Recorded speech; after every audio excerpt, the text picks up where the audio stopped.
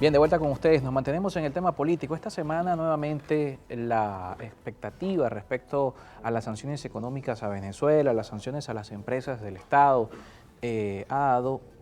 información actualizada, y es que ha sido publicada en algunos medios, acceso que han tenido agencias internacionales, que Venezuela ha recibido la aprobación también ahora para comercializar gas licuado, para exportar gas licuado en este caso, que se suma a otros casos como tienen que ver con la permisología que obtiene Eni, que obtiene Repsol, empresas de hidrocarburos provenientes de Europa, de también comercializar, de transportar crudo venezolano, la extensión de la licencia de Chevron y todo lo que en el ambiente está respecto a la posibilidad de que Venezuela pueda participar más activamente en el mercado formal de los hidrocarburos, luego de algunos años que ha venido afectando la imposición de medidas desde los Estados Unidos de sanciones económicas a nuestra principal industria, que es petróleos de Venezuela. La expectativa es que todo esto, por supuesto,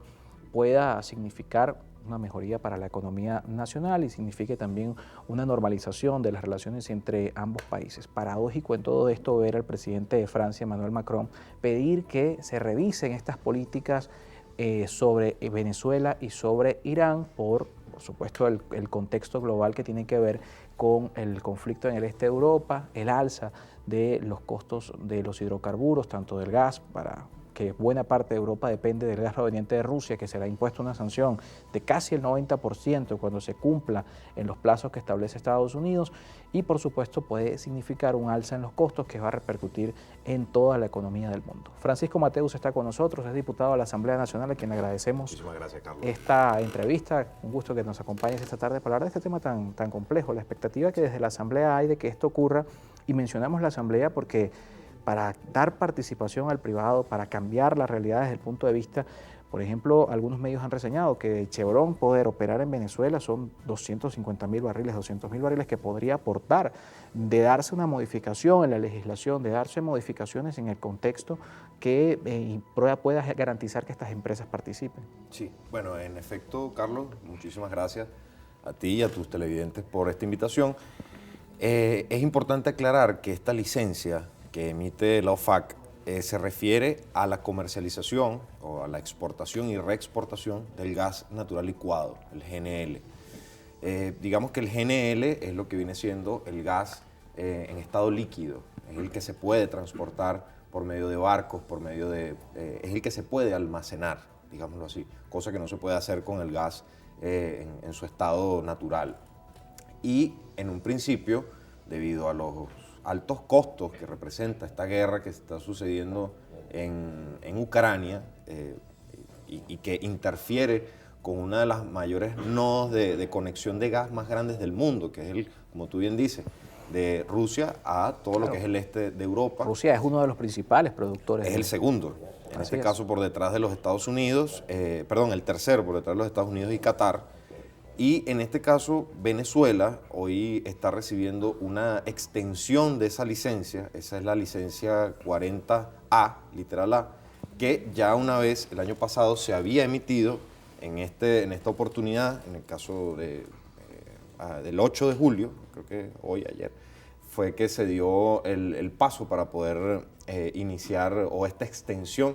la cual prorroga un año más la compra las oportunidades para poder comprar por parte no solamente de activos norteamericanos, sino también activos europeos, el gas natural licuado. ¿Cuál es la particularidad que existe en cuanto a la industria gasífera en Venezuela? Que lamentablemente la tecnología venezolana y los planes el plan Siembra Petrolera del año 2004 fracasó en todo lo relativo al gas natural. Nunca se invirtió nada respecto a desarrollar la industria gasífera venezolana, primero porque sabemos que suma unos altos costos el desarrollo de esta tecnología, pero al mismo tiempo no se supo leer que al día de hoy el gas natural, y en el caso también del gas licuado, el GNL, representan aproximadamente un 40% de la matriz energética mundial. Es decir, el mundo hoy está dejando de consumir petróleo para consumir gas natural, precisamente por Que además sus efectos son menos nocivos hacia el medio sido ambiente. el ciclo natural de las fuentes de energía, del carbón, pasamos al petróleo, y del petróleo el gas está sirviendo en este caso como una palanca para la transición energética que por producto de este cambio climático que cada vez genera repercusiones cada vez más fuertes, se hace indispensable que se pueda introducir elementos como el gas. Y en el caso de Venezuela,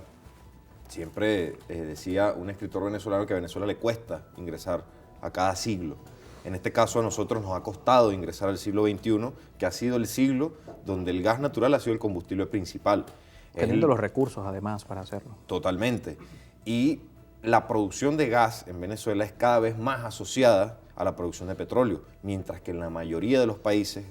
los principales exportadores de gas natural, la explotación y la producción son a través de yacimientos de gas solamente, de gas no asociado al petróleo, que es un gas pues, mucho menos contaminante, mucho más comercializable que en el caso del crudo, perdón, que el caso del gas asociado al crudo. Y nosotros tenemos, o venimos siendo, Venezuela, la 7ª reserva mundial de gas. Pero a niveles de exportación no estamos ni siquiera dentro del ranking latinoamericano. Países como Trinidad y Tobago, que es el segundo país exportador de este hemisferio, se lleva las palmas. Mientras que nosotros cada vez,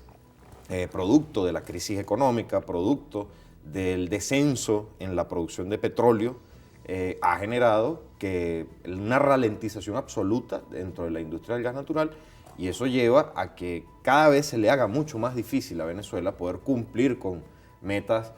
o con los objetivos del desarrollo sostenible, que son la agenda mundial, que tan solo faltan 8 años para ya evaluar sus resultados, y a 8 años de esa evaluación de sus resultados, Venezuela todavía al día de hoy no está produciendo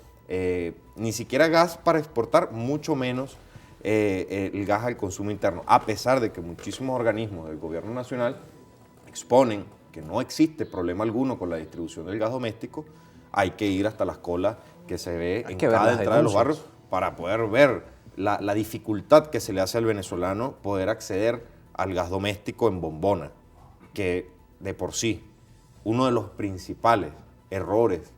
de nuestra industria, de los hidrocarburos, y hay que hablarlo de esta manera, ha sido el despilfarro que nosotros tradicionalmente hemos establecido como venezolanos a todo lo relativo al consumo de hidrocarburos. Nosotros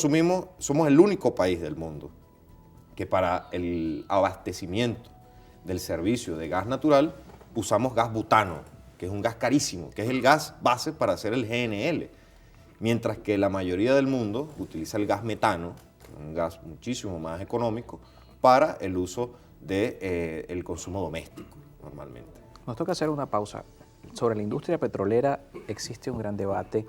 no de hoy, desde su nacionalización en los años 70, de si fue algo que nos ha beneficiado como país o por el contrario no nos ha beneficiado. Y hoy en este contexto nuevamente está el debate de la participación del sector privado, de empezar a cambiar esta realidad entendiendo que el Estado no puede ser el que asuma la totalidad en porcentajes de participación de estas empresas, sino que el Estado pueda garantizar que los privados, con una visión distinta a la del Estado, la visión del sector privado de generar riqueza, el Estado tiene o ha actuado con una visión diferente. Para eso, por supuesto, debe haber una modificación legal, pero hay un debate de fondo que es la independencia y por supuesto, la potestad del Estado frente a la participación de esos privados. Lo conversamos luego de la pausa con nuestro invitado, Francisco Mateos, diputado a la Asamblea Nacional.